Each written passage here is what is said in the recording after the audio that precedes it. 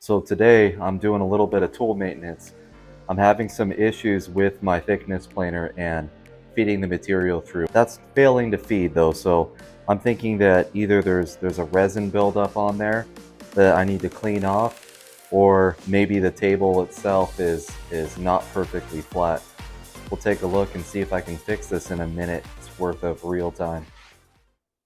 REEL time.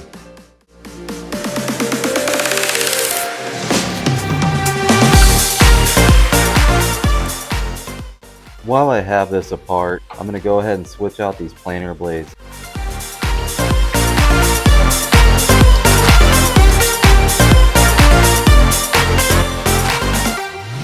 I can definitely feel kind of a film on there.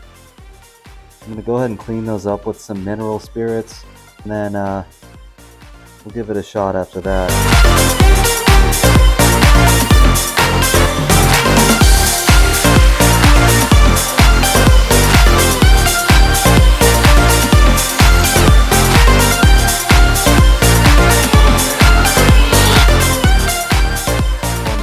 Super smooth cuts, and I'm happy with it, so save myself a little bit of money by doing a little bit of maintenance.